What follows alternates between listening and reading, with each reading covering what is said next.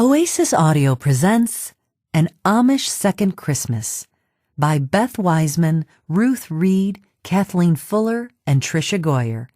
Read for you by Rebecca Gallagher. When Christmas Comes Again by Beth Wiseman.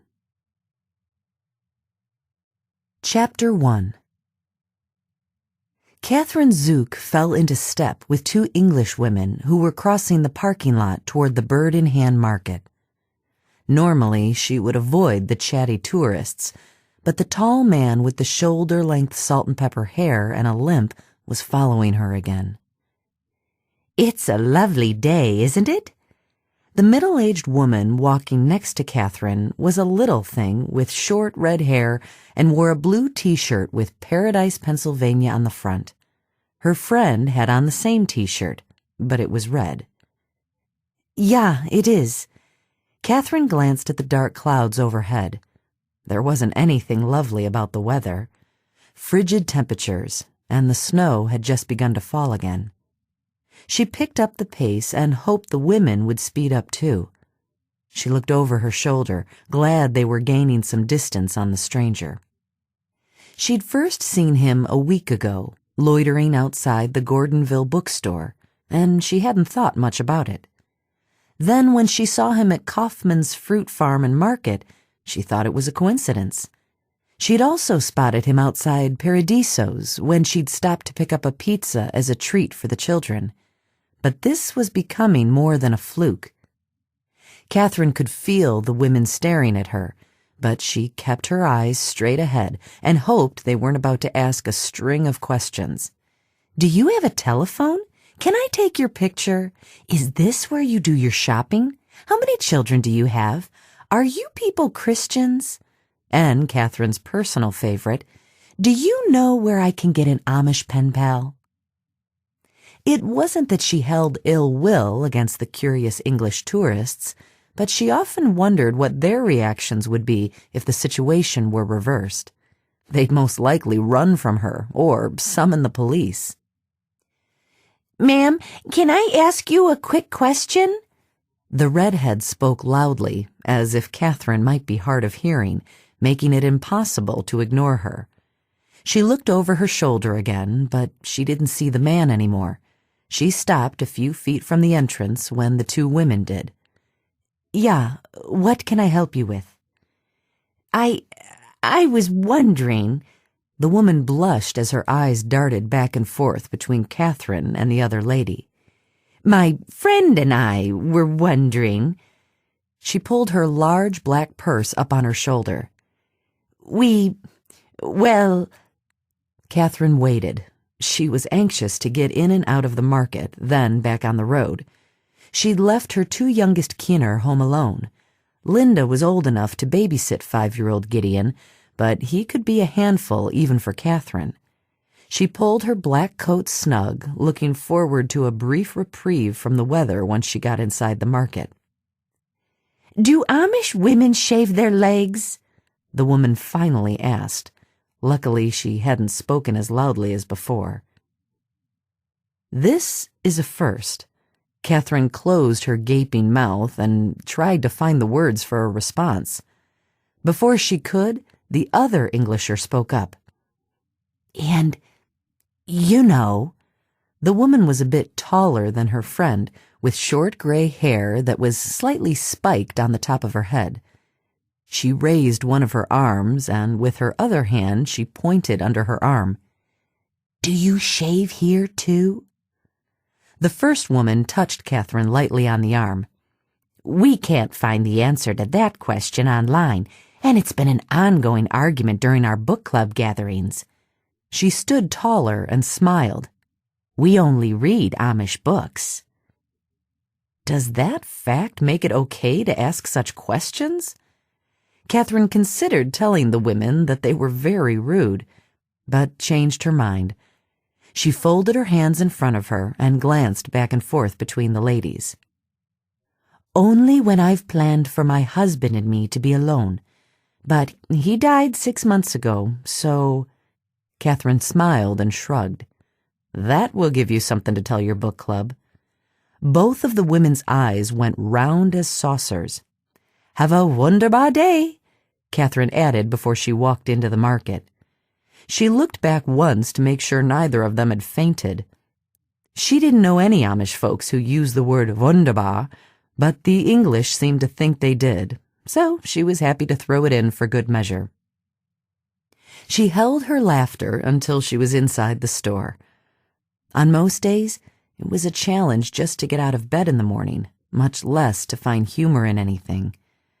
But as she made her way to the back of the market, she thought about Elias. Her husband would have gotten a chuckle out of Katherine's response. "I miss you, Elias." She dropped off some quilted potholders for Diana to display in her booth. Katherine tried to make several per week for her English friend to sell. The market in Bird in Hand catered to tourists mostly, and Diana had a permanent booth. Katherine and a few other local Amish women provided Diana with items to sell, and occasionally, when Katherine had time, she and Diana would sneak away and grab lunch and then split a dessert. They both suffered from an insatiable sweet tooth. But those times were getting more infrequent since she bore the entire responsibility of caring for the family. Making small craft items used to be more of a hobby for Katherine, but now that money was tight, Linda and Mary Carroll had been putting in extra hours, sewing, knitting, and crocheting. Katherine hadn't told the children that they might have to sell their house, or at least part of the 50 acres that surrounded their home. That would be a last resort, because the land had been in her family for 3 generations. She grabbed the last thing on her list, and as she made her way to the checkout line, she caught sight of an English couple walking hand in hand. She missed having someone to bounce the important decisions off of. Her oldest, Stephen, was 16 and trying hard to assume the role of head of the household, even though it should have been a time for him to be enjoying his Rumspringa. As she made her way toward the exit, she saw the 2 women from the parking lot. The ladies actually bumped into each other as they scurried to avoid Katherine. But Katherine smiled and gave a little wave before she walked out the door. She stuffed her gloved hands into the pockets of her coat. The snow was beginning to accumulate, and the wind was biting. It was colder than usual for December. Somehow, Katherine and her children had managed to get through Thanksgiving. But this first Christmas without Elias was going to be hard. When she felt the tears starting to build in her eyes, she forced herself to think about the 2 English women, and it brought a smile to her face. She was going to bottle that memory and pull it out when she felt sad, which was most days. As she hurried toward her buggy, she tipped the rim of her black bonnet to shield her face from the snow. But every few seconds she scanned the parking lot for signs of the tall man with the gray hair. Katherine didn't see him. She stowed her purse on the seat beside her and waited for 2 cars to pass before she clicked her tongue and pulled back on the reins. She said a silent prayer of thanks when the snow started to let up.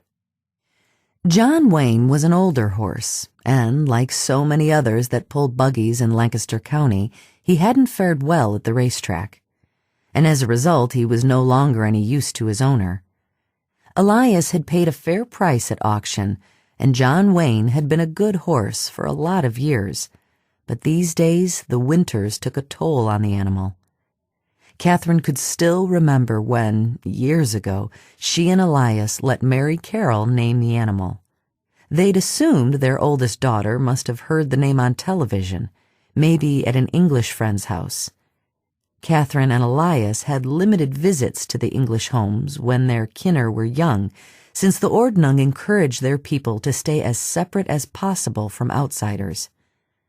But in Lancaster County, it was impossible to avoid the English completely.